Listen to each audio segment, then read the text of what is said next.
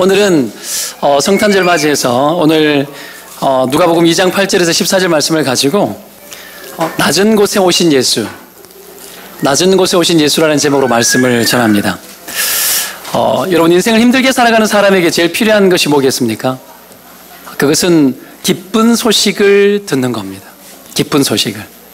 아무리 힘든 일이 많고 어려운 일이 많아도 기쁜 소식을 듣고 나면 잠깐 이후에 이 일이 끝날 것이라고, 이 일이 종결될 거라는 기쁜 소식을 듣고 나면 사람들은 견딜 수 있고 그 어려운 순간들도 다 지나갈 수가 있습니다. 때문에 인생에 어렵고 인생에 힘든 일이 힘들게 살아가는 자들에게 기쁨의 소식은 전달되는 것이 굉장히 중요하고요. 그 어떤 누구보다도 힘들게 인생을 살아가는 사람에게는 이 소식이 반드시 전해져야 합니다.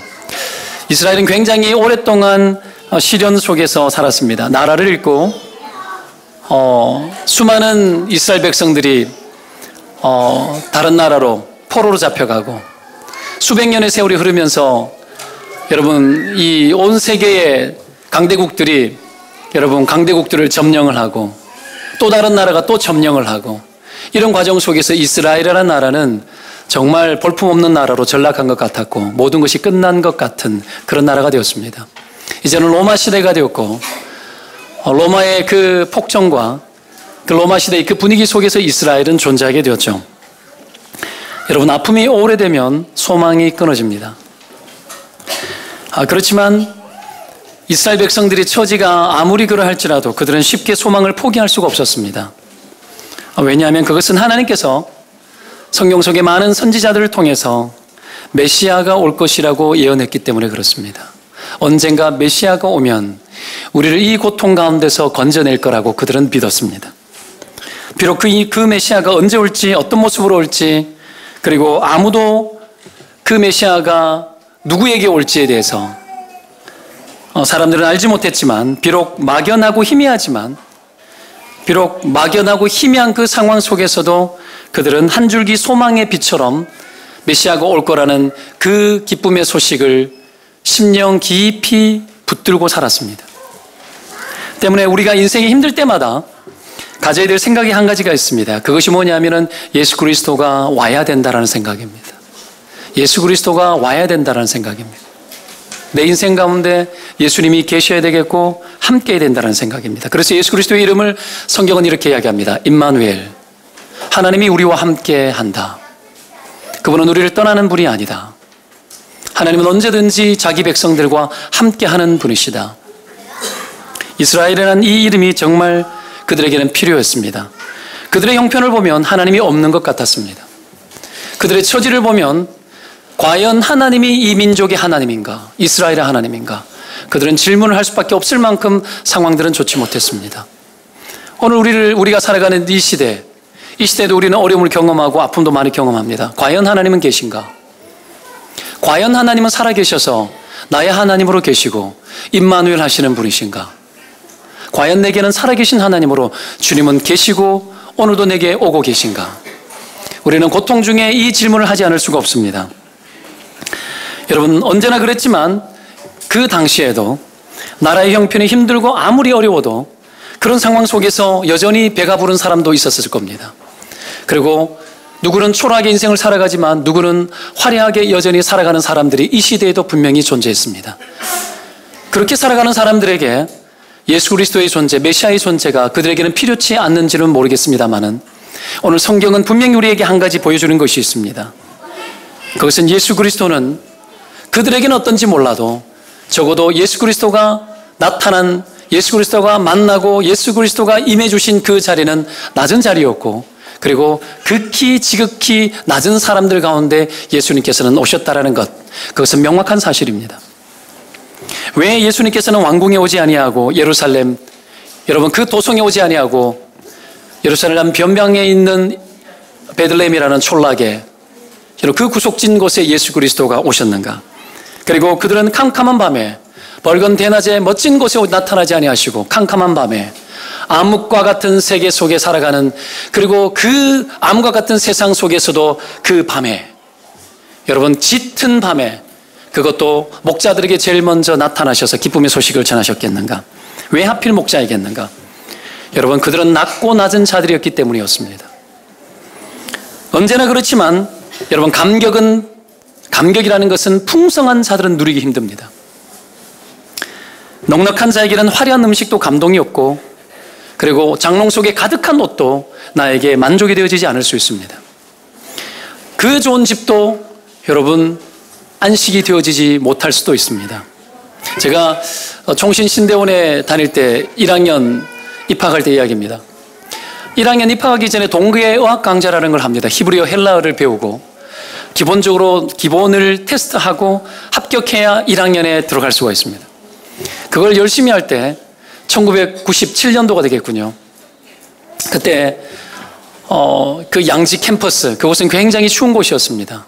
건물이 몇 개밖에 없고 기숙사가 2동이 있는데 그 기숙사, 여자들이 사는 기숙사는 굉장히 괜찮은 기숙사였습니다. 그러나 남자들이 가는 곳은 굉장히 차별당하면서 여러분 완전 우리는 기숙사를 닭장이라고 불렀습니다. 그 기숙사는 기숙사에서 1호를 보내는 것은 굉장히 추웠습니다. 낮에는 보일러가 나오지 않습니다. 정해진 시간에만 보일러를 틀고 저녁 시간 되었을 때 여러분 옆에서 옛날 스팀이라는 거 있지 않습니까? 따당 땅땅 소리 나는 스팀. 그 스팀에서 뜨거운 열기가 올라오면 저녁에 잠을 잘 때는 그 열기가 또 뜨거워서 목이 다 마릅니다.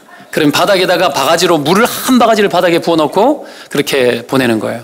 기숙사 침대는 1950년 6.25 전쟁할 때 썼던 여러분 2층 침대, 철제 프레임으로 된 그런 2층 침대, 페인트를 바르고 또 발라서 여러분 갈라지고 덕지덕지 일어난 그런 침대에 합판 하나를 깔고 공장에 10mm 정도 되는 합판을 여러분 잘라다가 그 위에 깝니다. 그리고 그 위에 매트리스를 깔아놨는데 매트리스 두께가 한 이 정도 되는데 이 매트리스도 여러분 하도 눌려가지고 매트리스가 쿠션이 없고 그것을 뜯어보면은 뭐라 그럽니까? 안에 폼이 가루가 막 나 있는 그런 상태. 그런 곳에서도 여러분 공부를 하면서 행복을 누리고 그렇게 살았는데 어느 날 미국에서 1학년에 함께 입학한 우리 전도사님 한 분이 계셨는데 UCLA에서 공부를 한 여러분 한국인 2세 목회자의 자녀였던 우리 귀한 우리 전도사님 한 분이 입학을 같이 했습니다. 같이 해서 같이 공부를 하고 어학 강좌를 같이 하는데 얼마나 불편한지 몰라요. 샤워장은 방 안에 뭐 화장실이나 샤워장이 있지 않습니다. 공동 화장실, 샤워장. 그래도 저는 대학교 다닐 때 굉장히 그래도 뭐 없는 가정이 자라서 그냥 빛도 하나 들어오지 않는 그런 자취방에서 그렇게 생활을 하고 문을 열면 귀뚜라미 수백 마리가 벽에 붙어 있고 뜨거운 물이 나오지 않는 그런 곳에 찬물로 겨울에도 씻고 했던 그런 기억들이 납니다. 그런 곳에서 살다가 제가 간 기숙사는 그야말로 천국은 아니어도 천국 비슷했습니다. 물을 틀면 따뜻한 물이 나와요. 화장실이 수세식이야. 저에게는 감동이었고 감격이었죠. 너무 좋았습니다. 근데 우리 UCLA에서 공부했던 우리 전사님은 이렇게 말했습니다. 카펫도 없고 UCLA 기숙사는 멋진 카펫도 깔려 있고 방마다 샤워장이 있고 너무 좋은 거예요. 그런데 여기 왔더니 여기는 군대보다도 더한 것 같다라는 그런 느낌의 표현들을 하는 거예요. 그래도 그 전사님도 열심히 공부를 하고 저녁마다 잘 통하지 않는 대화지만 대화하면서 통닭 먹어가면서 그 시간들을 보냈던 기억이 납니다. 여러분, 저에게는 그 불편함도 은혜의 수준이었습니다. 여러분은 어떻습니까? 우리는 화려하고 멋진 것을 누리고 살면서도 이것이 은혜라고 여기고 살기 힘든 너무나 여러분 가득히 풍족한 곳에서 우리의 인생을 살아가고 있습니다. 여러분, 예수님은 낮은 자에게 임하셨습니다. 때문에 마음이 낮아야 합니다. 마음이 낮으면 감사가 있고 불평이 사라집니다. 마음이 낮은 증거는 다른 게 없어요. 자족함이 있으면 마음이 낮은 거예요. 근데 마음이 낮지 못하고 자족함이 없으면 마음이 높기 때문에 현실이 높은 마음만큼 채워지지 않으면 불평이 나오고 불편하고 그것이 나에게 여러분 짜증이 되어질 수 있습니다. 오늘 예수님께서 예수 그리스도의 이 소식이 제일 먼저 목자들에게 그 소식이 전해진 이유가 무엇이겠습니까? 이들은 마음이 낮았기 때문이에요. 9절에 보면 이렇게 나옵니다. 주의 사자가 곁에 서고, 천사들이죠. 주의 영광이 그들을 두루 비추매 크게 무서워하는지라. 이들은 영광이 두루 비추는 것이 무서운 자들이었습니다. 광채가 무서웠어요. 암흑, 그들이 경험하고 있는 암흑은 너무나 자연스럽습니다. 그들이 살아왔던 삶의 암흑, 그리고 목자들, 언제든지 밤은 빛이 없는 곳들에서 격려하면서 별빛과 달빛 아래 살아가는 것을 지극히 당연히 여겼던 그들에게는, 그 영광이 두루 비추는 것이 그들에게는 여러분 두려움이었고 놀라는 일이었습니다. 만약에 지금의 대통령은 혹 아닐지라도 조선시대 들어가서 어느 날 갑자기 세종대왕이 나에게 방문한다면 여러분 할렐루야 반가워요 악수해요 이러겠습니까? 아니면 두려워 놀라고 떨겠습니까? 두렵고 놀라고 떠는 것이 정상입니다. 여러분, 주님이 찾아오는 대상은 격에 맞지 않는 자들입니다. 격에 맞지 않는 자들. 주님이 만나러 오신 대상들은 도저히 자기들 스스로 생각할 때에 자격이 없다라고 격에 맞지 않는 그런 대상들에게 주님은 찾아오십니다. 오늘 목자들에게 나타난 예수 그리스도의 그 탄생의 소식, 이것은 여러분 마음이 겸손한 자들, 마음이 낮은 자들, 그런 자들에게 예수님께서 오신다는 중요한 메시지를 던져주고 있습니다. 그리고 이 목자들이 가지고 있는 특성 속에는 겸손한 자들의 면면들을 몇 가지 살펴볼 수가 있습니다. 첫 번째가 뭐냐 하면 예수님은 쉼이 없는 자들에게 찾아오시는 분이십니다. 쉼이 없는 자들. 8절을 보면 그 지역의 목자들이 밤에 밖에서 자기 양떼를 지키더니, 오늘 주의 사자들이 나타난 때가 언제냐면 밤이라고 이야기합니다. 밤의 이미지는 두 가지입니다. 하나는 어두움. 로마 시대에 살아갔던 이스라엘은 어둠 자체였습니다. 그리고 수많은 죄악의 수렁 속에 살아가는 자들의 인생은 어둠이었습니다. 그리고 그 어둠뿐만이 아니라 그들은 또 다른 성격의 어둠을 가지고 있습니다. 그것은 어떤 어둠입니까? 밤의 이미지는 쉬어야 되는 겁니다. 하나님이 밤을 주시는 이유는, 밤에 잠을 주시는 이유는 단절을 통해서 안식을 주시기 위함이죠. 그런 쉼, 밤은 쉼의 시간입니다. 그러나 그들은 그 쉼의 시간에도 쉼이 없었습니다. 잠을 편히 이루어야 될 그 시간에도 그들은 잠을 이룰 수 없었습니다. 여러분, 그들은 어둠 중에 어둠의 시간들을 보내고 있었고, 그리고 그 밤에도 그들은 쉴 틈이 없이 양떼를 여전히 지키고 있었다고 이야기를 하죠. 목자들은 그들의 밤은 쉼이 없었죠. 혹 도둑이 올까, 못된 짐승들이 양을 잡아갈까. 그들은 여러분 발 뻗고 잠을 잘 수 없었고, 들에 격려하면서 양떼의 소리를 들으며 그들의 음성에 귀를 기울이고, 혹 그들에게 올 위험한 상황들을 대처하기 위해서 선잠을 자며 그들의 시간들을 보내고 있었습니다. 오늘날 많은 사람들이 이런 쉼 없는 시간들을 보내고 있습니다. 여러분, 통행금지가 있던 시대가 참 좋았던 것 같습니다. 끊임없는 야근과 삶의 일터 속에서 돈 한 푼 더 벌기 위해서 열심히 여러분 추가 근무를 하면서 그렇게 살아가는 동안 우리의 노동은 끝나지 않고 그쳐지지 않는 것이 인생입니다. 아무리 노력을 하고 애를 써도 내 마음에 안식을 줄 만큼 충분하지 못한 인생의 어떤 결핍들이 우리 인생 가운데는 너무 많이 있습니다. 그런 삶을 살아가는 절대 다수의 사람들은 쉼을 누릴 수 없고 밤이 되어지지 못하는 것이 사실입니다. 오늘 목자들도 밤에 쉼이 없이 그렇게 보냈죠. 쉼을 포기하고 그렇게 살아가는 그들의 삶에 어느 날 주님의 탄생의 소식이 전해지기 시작합니다. 당연한 시간도 그들에게는 당연하지 않는 것이 목자였습니다.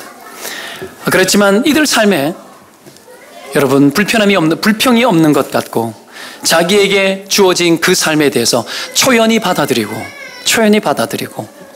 쉼 없는 그 삶에 대해서 불평 없이 그렇게 살아가는 그들은 진짜 낮은 자가 아닙니까? 예수님은 그런 자들에게 찾아오십니다. 오늘 여러분의 심령이 그런 낮아진 평지와 같은 마음이 되시기를 주님의 이름으로 축원을 드립니다. 주님은 쉼이 없는 자들에게 찾아오시는 분이십니다. 두 번째로, 주님은 거할 곳이 없는 자들에게 찾아오시는 분이십니다. 11절 12절에 보면은 다윗의 동네에 너희를 위하여 구주가 나셨으니 곧 그리스도 주시니라. 너희가 가서 강보에 쌓여 구유에 누에 있는 아기를 보리니 이것이 너희에게 표적이니라. 다윗의 동네 베들레헴, 작은 동네, 관심밖의 동네 변두리. 주님은 이곳에 오셨고, 그리고 강보에 쌓인 아기의 모습으로 구유에 누였습니다. 화려한 왕궁도 멋진 집도 아니었죠. 7절을 보면 여러분, 우리가 읽지는 않았지만 7절에 보면 이렇게 나옵니다. 구유에 낸 이유가 여관에 있을 곳이 없었기 때문이라고 합니다. 아이를 낳아도 머물 곳이 없는, 말 그대로 준비된 해산도 아니었고, 다급한 대로, 되는 대로, 허락된 대로 다 해결했습니다. 여러분, 다급한 대로, 되는 대로, 주어진 대로 그렇게 살아가는 삶. 우리 대부분의 사람들은 우리에게 주어진 삶에 대해서 많은 것을 준비하거나 완벽하게 준비하거나 살아가지 못합니다. 그냥 주어지는 현실대로. 절대 다수의 사람은 그렇게 살아갑니다. 내게 그냥 벌려지는 그 일들 속에서 그 일들을 그냥 받아들이며, 여관 어지간하면 여러분 아이를 낳는데 그냥 자기의 쉼을 포기하고 쉴 수 있을 만한 공간을 내어줘야 되는 것이 상식 아닙니까? 그러나 그 상식도 통하지 않는 그런 밤, 그 밤에 여러분 마리아는 고통 속에 신음하기 시작합니다. 비명을 지릅니다. 해산의 고통을 여러분 경험하면서, 그것도 평안한 곳이 아닌 쉴 곳이 없는 그 자리에 주어지는 대로, 그냥 내게 펼쳐지는 대로, 내게 일어나는 수많은 사건들 속에, 그 사건들 속에 그냥 그것이 맞는 줄로 알고, 그것 때문에 불평하지 아니하고, 왜 내게 이런 일이 일어났냐라고 말하지 아니하면서 그냥 내게 펼쳐진 극히 지극히 평범하고 때로는 평범하다 못해 저급하기까지 한 그 상황들을 그냥 있는 그대로 맞닥뜨리고 살아가는 대부분의 사람들의 삶, 주님은 그 자리에 찾아오시는 분이십니다. 여러분, 우리의 삶과 인생은 대부분 그렇습니다. 우리의 인생을 보면 우리가 계획한 멋진 대로 되어지지 않는 것이 사실입니다. 그러나 주님 보십시오. 주님은 그렇게 살아가는 수많은 사람들, 그들과 함께하는 분이시라는 걸 믿으시기를 축원드립니다.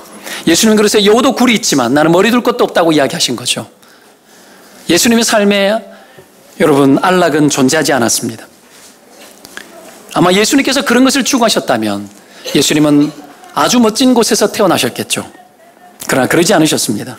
그래서 심령이 가난한 자가 천국이 저희의 것이 되어지는 겁니다.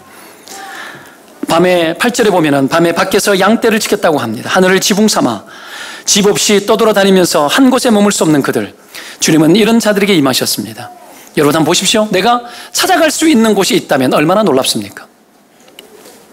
목자들이 찾아가서 만날 수 있는 메시아,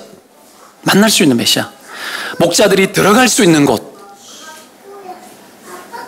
여러분 목자들이 찾아가도 되고 목자들이 그냥 들어갈 수 있는 그런 공간, 목자들이 전혀 눈치를 살피지 않고 접근할 수 있는 갓난아기. 저는 이것이 우리 주님이라고 믿습니다. 낮은 곳에 임한 주님은 누구든지 어디에서든지 언제든지 아무나 만날 수 있는 그런 분이십니다. 만약에 예수님이 어른으로 나타났다면 여러분 가서 그 앞에 쉽게 접근할 수 있겠습니까? 아닙니다. 이 세상에 그 어떤 것도 다 받아들일 수 있는 대상이 하나가 있는데 하나님이고, 또 다른 하나는 악입니다. 악인은 거절할 수 없고, 악인은 그 어떤 누구도 외면할 수 없습니다. 악이 예수 그리스도로 오신 예수 그리스도는 그 누구도 외면하지 않습니다. 그 누구든지 들여다볼 수 있고 만날 수 있고 볼 수 있는 대상입니다. 그래서 예수 그리스도는 여러분 아기의 모습으로, 그리고 가장 낮고 낮은 모습으로 이 땅 가운데 오신 겁니다. 15절 17절에 보면 천사들이 떠나 하늘로 올라가니 목자가 서로 말하되 이제 베들레헴으로 가서 주께서 우리에게 알리신 바 이루어진 일을 보자 하고 빨리 가서 마리아와 요셉과 구유에 누인 아기를 찾아서 보고, 그들은 하나님의 이 천사들이 보내준 그 계시를 쫓아 그들은 빨리 뛰어갔고, 그리고 확인하고 봤고 또 봤습니다. 주님은 그런 분이십니다. 주님은 얼마든지 접촉 가능한 분이고 얼마든지 다가설 수 있는 분이십니다. 할렐루야. 우리는 그런 주님을 믿고 있고 그런 주님을 알고 있습니다. 그런 주님은 아무데나 오시는 분이십니다. 아무에게나 다가오실 수 있는 분이세요. 그분은 어려운 대상이 절대로 아닙니다. 그 예수 그리스도는 인간은 외면하는 분이 절대로 아닙니다. 온 우주 만물을 창조하셨던 그분이 마리아의 모태 속에서 아기의 모습으로 이 땅 가운데 태어나 예수 그리스도는 온 세상을 다 품으셨습니다. 온 세상이 다 다가올 수 있도록 그런 모습으로 이 땅 가운데 오신 예수 그리스도, 우리는 그분께 경배하고 그분을 만나기 위해서 오늘도 이 자리에 나온 겁니다. 마지막 세 번째, 예수님은 여러분 외로운 자들에게 찾아오는 분이십니다. 목자들은 굉장히 외로운 자들입니다. 성경을 보면 목자들은 늘 혼자였습니다. 다윗도 홀로 목자의 생활을 했었습니다. 외로운 자였습니다. 유일한 친구가 양떼였습니다.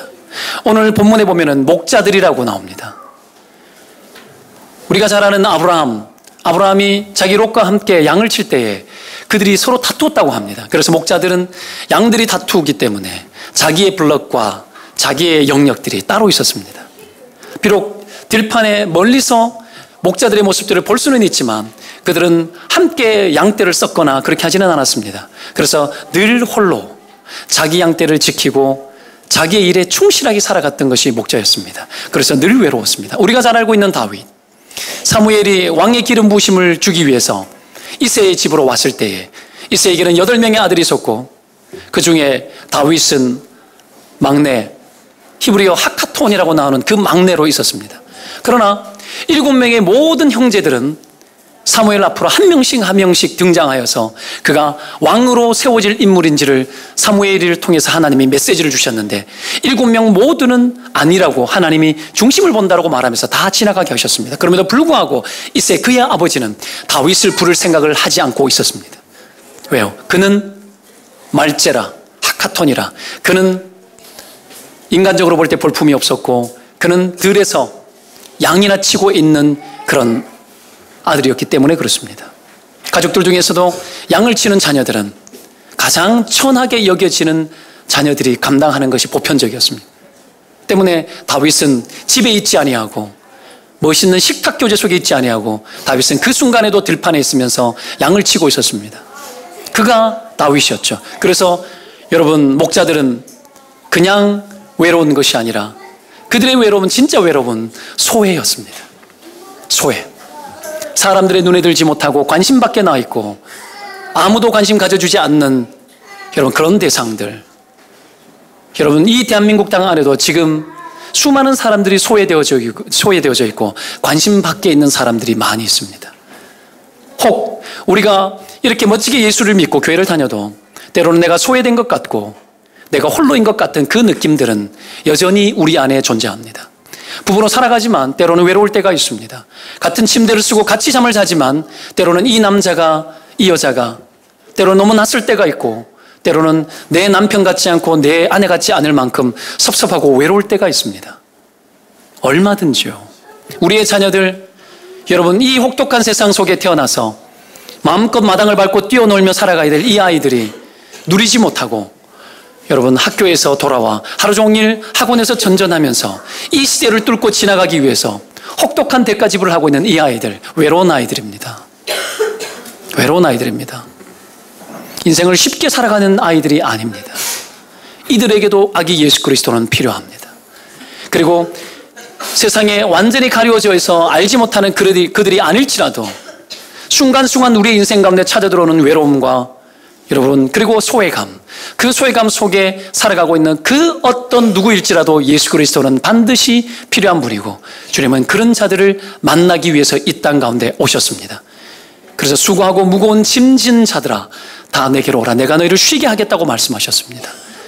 예수님은 외로운 자들의 주님이십니다. 그런 자들에게 찾아오는 분이신 줄 믿습니다. 말씀을 정리합니다. 여러분, 자기 자리를 목자들처럼 잘 지키는 자들이 되시기를 바랍니다. 그 자리에 주님의 은혜가 임합니다. 들판, 이곳은 나의 삶의 현장입니다. 밤, 이것은 쉼이 없이 살아가고 있는 우리의 삶의 현실입니다. 그리고 외로움, 그것은 이 많은 세상 속에서 수많은 사람들 속에서 복작복작거리는 여러분 수많은 군중 속에 살아가고 있지만 모든 사람들이 그 군중 속에서도 느낄 수밖에 없는 마음의 감정의 상태입니다. 오늘 주님은 이런 자들에게 필요합니다. 그런 자들에게 주님은 찾아오셔서 그 외로움을 달래시고 그 홀로 된 상태 속에 살아가는 그 소외감을 주께서는 위로하실 줄을 믿습니다. 또한 자기의 삶에 충실을 다하며 그렇게 살아가고 있지만 여전히 밤과 같은 인생 속에서 쉼이 없이 살아가고 있는 마음의 걱정과 수많은 삶의 고민으로 인하여서 그쳐지지 않는 마음의 노동, 생각의 노동 속에 살아가는 찌들린 인생들에게도 주님은 위로자가 되는 줄로 믿습니다. 거쳐 아무리 좁고 화려한 집을 살아갈지라도 여러분, 마음이 편치 못하여서 어디에 있든지 간에 그것이 내게 편하지 못하고 행복을 가져다주는 공간이 아닌, 여러분, 마치 목자들처럼 살아가고, 그럼에도 불구하고, 그렇게 살아감에도 불구하고 그의 현실을 회피하지 아니하고 주어지는 대로 그냥, 내게 주어지는 대로 그냥 살아가고 있는 그 삶, 때로는 가난하고 힘들고 병들고 어려운 중에서도 그 상황을 회피할 수 없고 그 상황 속에서 살아내어야만 하는 상황. 목자들, 그 외로움과 어둠 속에 열심히 살아가지만 외로움 속에 아무도 알아주지 아니하고, 그리고 그 시대에 아무리 열심히 살아도 로마의 압제 아래서 모든 세금들이 여러분 착취당하고 내가 번 대로, 내가 사는 대로 누릴 수 없는 그런 시대에 살아가는 그들 가운데 찾아오신 주님, 이 시대 우리가 아무리 살아갈지라도, 아무리 많은 것을 벌고 아무리 많은 것으로 나를 채울지라도 내가 채울 수 없는 마음의 허기들과 공허함들, 그럼에도 불구하고 그 현실을 회피지 아니하고 살아가고 있는 지극히 평범하고 낮은 자의 삶의 형편 속에 그 주님께서는 찾아오셔서 오늘도 만나주시고 위로하시고 힘주시는 분으로 함께 하시는 그런 주님이십니다. 오늘 그 예수 그리스도 앞에 우리가 엎드려 절하고 그 예수 그리스도를 마음에 영접하는 자들마다 그 주님이 여러분의 하나님이 되실 줄로 믿습니다. 기도하겠습니다.